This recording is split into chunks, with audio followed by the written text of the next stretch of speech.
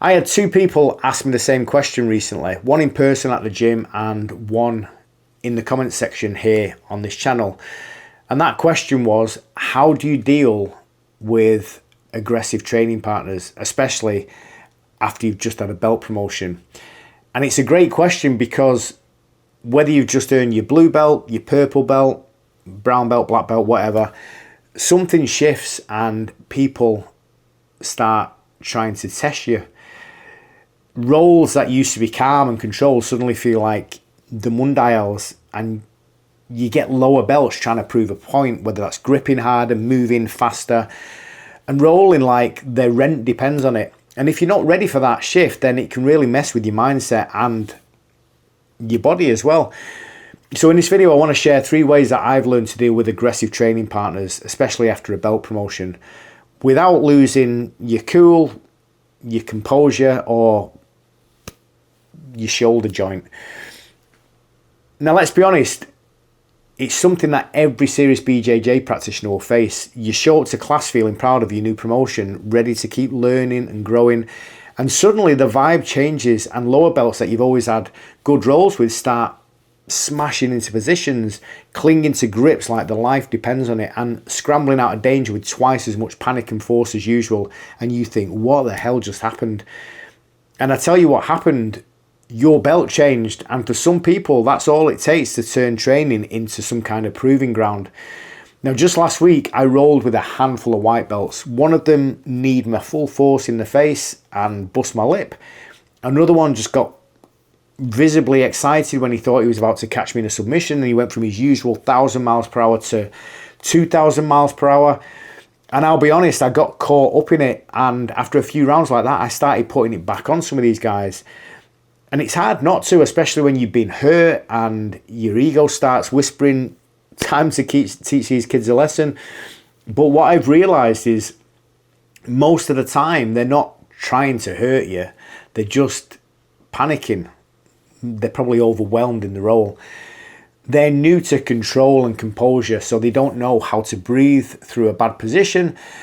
And if you meet their chaos with even more chaos, then you're not teaching them anything. You're just reinforcing the wrong energy. So here's 3 things that I do, or I try to do, instead of meeting force with force.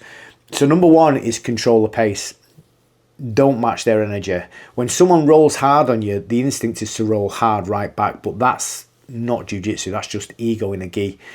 Now, if someone's being overly aggressive, gripping really hard, jerking through transitions, muscling the way into positions, then you don't need to escalate that. You need to slow everything down. Pin them, smother them, take away space, control movement. Let them feel what real control is, what timing and position and pressure can do when you're calm. Let them work in your world. Tight crossface, body lock, shoulder pressure from side control. These things don't need force, they just need real intent. And here's the thing, anyone can go fast. Very few people can stay calm under pressure. And if you really want to show someone the difference between their belt and your belt, then control the roll. Don't get caught in a sprint. Let your jiu-jitsu speak for itself. Number 2 is say something. This one's really underrated but incredibly effective. If someone is consistently going too hard, being reckless, creating dangerous situations, then you're absolutely entitled and allowed to say something about it. You're not being soft, you're not making excuses, you're just setting boundaries and protecting your own body, your safety. And I've said this mid-roll many times, hey, I'm not here for a fight, let's keep it technical. And that's all it takes. Most people will take a breath and dial it down. Most people.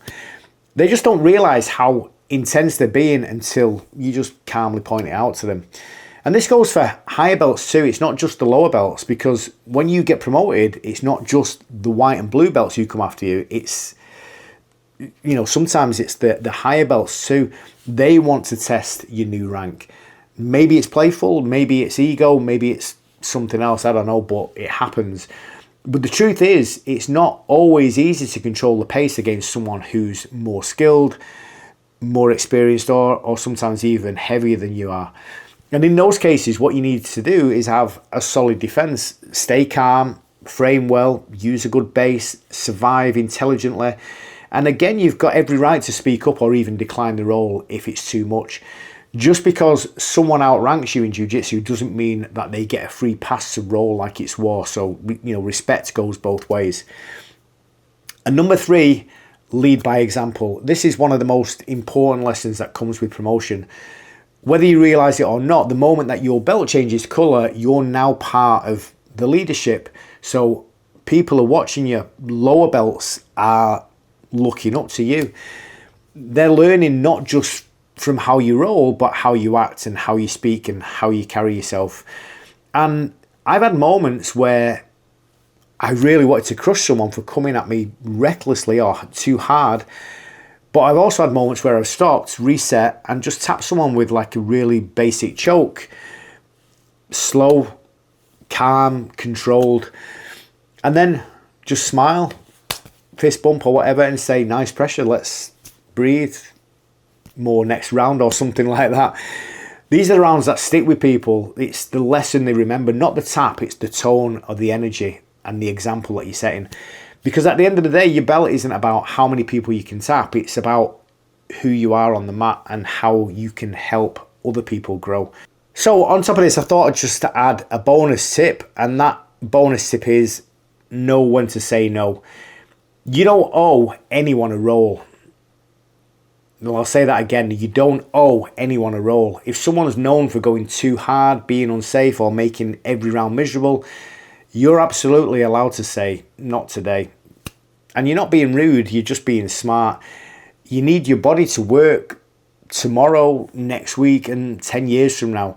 And training smart means protecting yourself, not proving something to anybody, especially not to someone who isn't even on your level in the first place. So final thoughts. Aggressive training partners are part of the journey, and sometimes it's insecurity, sometimes it's immaturity, sometimes it's just that they're having a bad day. But how you handle it, that's what separates the belt around your waist from the one in your mind. So just remember, stay calm, speak up, lead by example. Your jiu-jitsu should feel like a conversation, not a street fight. You've earned the right to train with intention, not tension. Protect your peace and just keep rolling. Now, if you've experienced this after a promotion, drop a comment down below. Let me know how you handled it. And if you found this video helpful, then hit the like button, subscribe, share it with someone who just leveled up or someone who you think might need to hear it. And I'll see you in the next video. And remember, it's control over chaos all the time.